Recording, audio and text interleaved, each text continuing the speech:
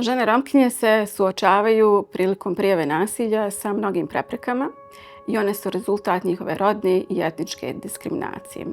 One se također suočavaju sa mnogim drugim preprekama koje su vezane za sve druge žene. To je strah, to je stigma, to je sram.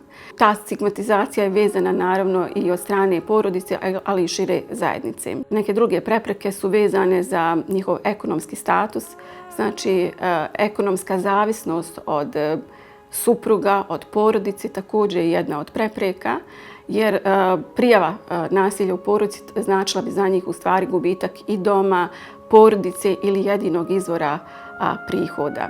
Znači, pored toga, jedna dodatna prepreka je njihova neobrazovanost, neinformisanost o mehanizmima zaštite, ali također i, da kažem, nepovjerenje u institucije vlasti. Znači, sve ove navedene prepreke pokazuju da su ovo sistemski problemi, da je potrebno raditi na vraćanju povjerenja u rad institucija, da treba raditi i senzibilizaciji radnika javnih institucija za rad sa ovakvim specifičnim grupama, da je potrebno raditi na ekonomskom osnaživanju žena Romkinja i na posebnim kulturološki prilagodljivim programima koji će biti dostupni ženama Romkinjama.